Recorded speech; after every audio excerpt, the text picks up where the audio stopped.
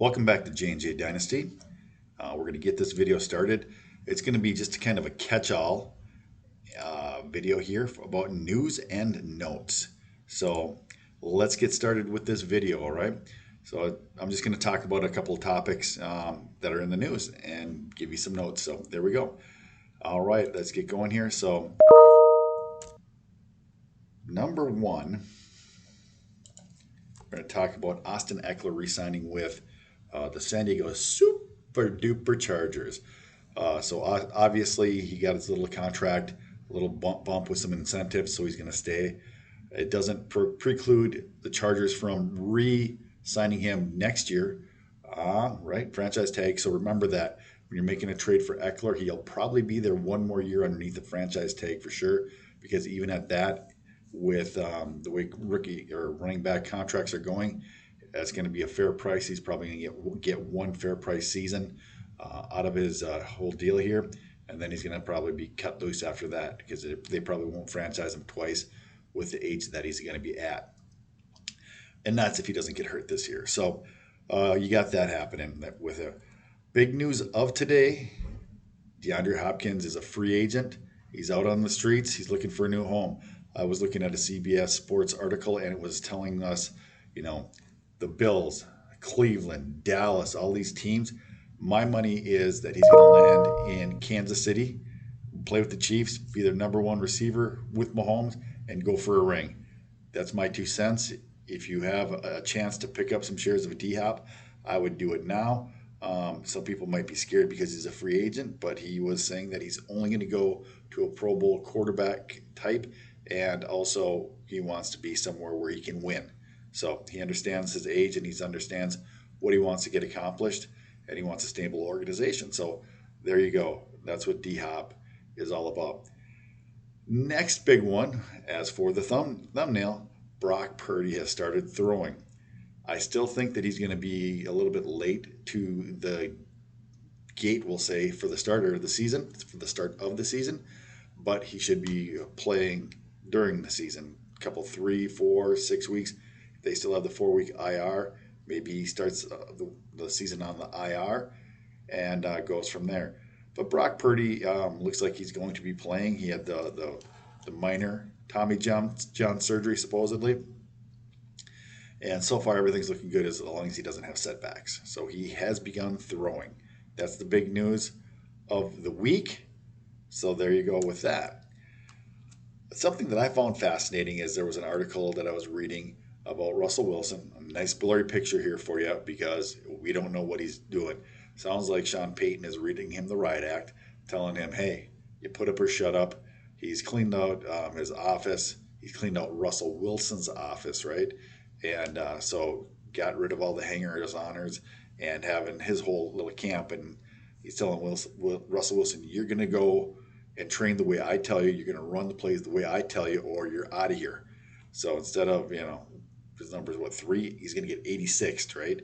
So Russell Wilson has been,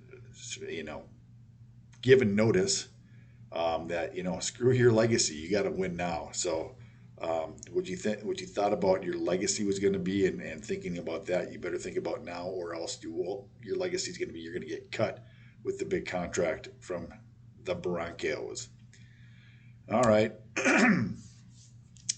No other big news being that we're talking about the Broncos. I was watching a video and they were talking about Kamara being having his legal issues, and if he does get charged with a felony, that would be an out clause for the Saints to be able to get rid of his contract and not have to pay the signing bonus or the guaranteed money. If that's the case, if they would cut him loose by doing that, I could easily see him going back to Sean Payton and the Denver Broncos. That is why I had Russell Wilson and the Broncos right before this to lead in to Kamara. So I would think that even though he's probably going to get suspended this year, I would think that he might be a nice little stash to go pick up.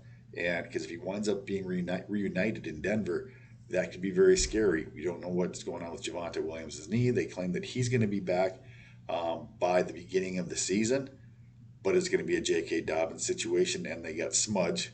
That's what I like calling him now, Samaje Perine.